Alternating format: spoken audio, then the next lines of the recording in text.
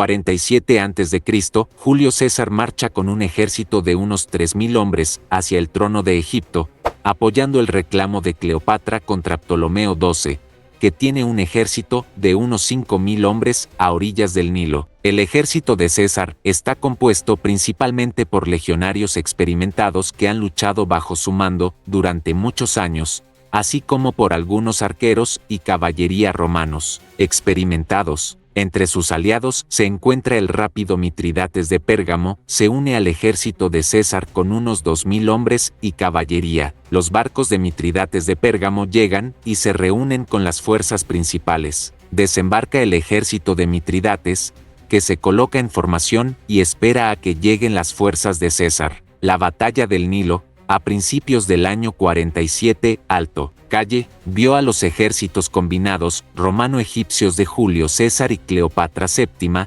derrotar a los de la reina rival Arsinoe IV y el rey Ptolomeo XIII y asegurar el trono de Egipto. Después de perseguir a su rival Pompeyo hasta Egipto, César, recientemente victorioso en una guerra civil más cerca de casa, se vio envuelto en la guerra civil alejandrina después de que su rival, Pompeyo Magno, fuera asesinado por el rey Ptolomeo XIII en un intento de complacer a César. Desde septiembre del 48 a.C. hasta enero del 47 Alto, Calle, César estuvo sitiado en Alejandría, Egipto, con unos 4.000 hombres. Intentaba resolver la guerra civil egipcia entre Ptolomeo XIII y su hermana Cleopatra. Cuando César empezó a mostrarse más favorable a Cleopatra que a él, Ptolomeo fue capturado primero, pero luego liberado por César, y reunió a su ejército para sitiar a los romanos en una pequeña zona de Alejandría. Durante algunos meses del año 47 Alto, Calle, César y Cleopatra vivieron su historia de amor sexual y político, durante la cual Cleopatra concibió un hijo, Ptolomeo César. Los alejandrinos, siempre chistosos, le apodaron Cesarión, es decir, Pequeño César o, más literalmente, Cesarín. Tras esos meses de pasión, César se embarcó en nuevas guerras y dejó a Cleopatra en Alejandría. No se sabe gran cosa de la actividad de Cleopatra durante el año y pico que estuvo lejos de César.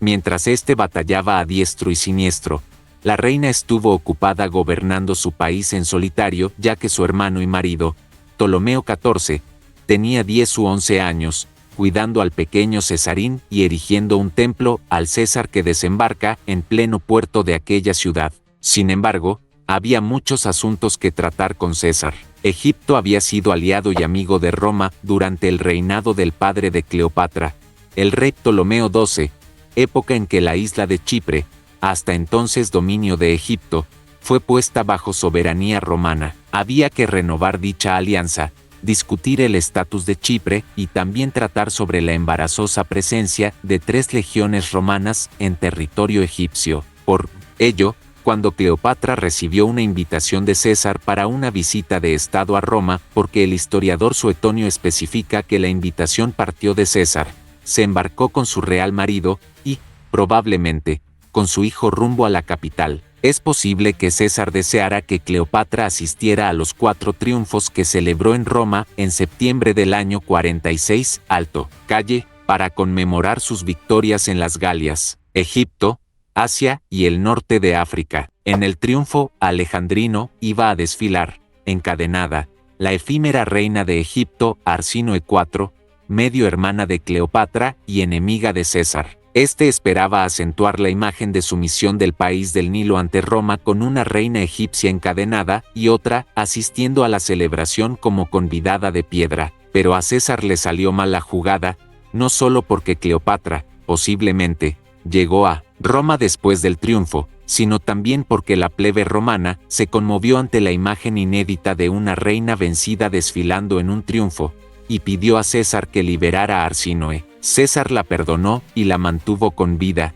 en el exilio, como una espada de Damocles sobre la corona de Egipto, ya que con ella podía reemplazar al ocupante del trono egipcio que no fuera de su gusto. Para enero, los egipcios habían comenzado a tomar la delantera en sus esfuerzos por cortar el acceso de refuerzos y reabastecimiento a los romanos. César había solicitado refuerzos a sus aliados, quienes reunieron un ejército de unos 13.0 soldados entrenados al estilo romano de guerra bajo el mando de Mitrídates de Pérgamo, quien marchó por tierra desde Asia Menor para ayudarlo. Al llegar a Egipto, en enero, Mitrídates asaltó y tomó la estratégica ciudad de Pelucio y marchó hacia el delta del Nilo, donde derrotó a una fuerza egipcia enviada para detenerlo. Una fuerza judía, liderada por Antípatro, también se unió a ellos. César, al recibir el mensaje de que sus aliados estaban cerca, dejó una pequeña guarnición en Alejandría y se apresuró a reunirse con ellos. La fuerza combinada,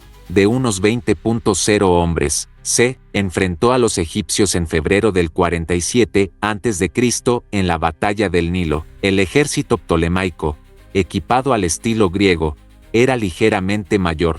Si llegaste hasta aquí, recuerda darle like, suscríbete y no te olvides activar la campanita de notificaciones para que no te pierdas ninguno de nuestros videos. Vamos a continuar. Su ejército consiste en una mezcla de caballería póntica, algunos lanceros y arqueros, sirios, y unos cientos de legionarios veteranos de la República Romana. Ptolomeo ordena que se envíen refuerzos para ayudar a fortalecer su posición. Llegaron justo a tiempo antes de que los ejércitos de César se acercaran. El ejército de Ptolomeo estaba acuartelado en un plano elevado, lo que le daba una ventaja geográfica. El ejército de Ptolomeo estaba compuesto por hoplitas, piqueros, honderos egipcios y elefantes. «Mataré a cualquier hombre», gritó César. Se acercó a la posición de Ptolomeo y ordenó a su ejército que entrara en formación. César se alió con su aliado Mitrídates y marchó juntos hacia la posición de Ptolomeo. César ordenó a toda su caballería disponible que se colocara en el flanco izquierdo,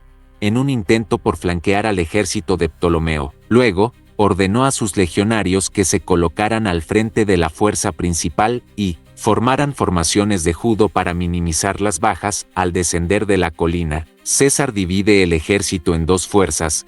El lado izquierdo, compuesto por su legión pesada, formada por legionarios más numerosos y mejor armados, y el lado derecho, compuesto por tropas más ligeras, mejor preparadas para flanquear y maniobrar. Ptolemy ordena el asedio, equipo hacia adelante para comenzar a disparar sobre los romanos que avanzan. César conduce una carga de caballería y los soldados de Mitrídates comienzan a flanquear el lado derecho del ejército de Ptolomeo, mientras que el ejército egipcio concentra la mayor parte de su fuerza en los principales legionarios romanos del centro. La caballería de Ptolomeo se divide en dos: una parte ataca la artillería expuesta y otra rodea el flanco izquierdo del ejército egipcio. La caballería de César se abalanza desde el flanco y atrapa a las fuerzas de Ptolomeo por la retaguardia. Así, los flancos del ejército de Ptolomeo quedan expuestos. La caballería egipcia comienza a desmoronarse,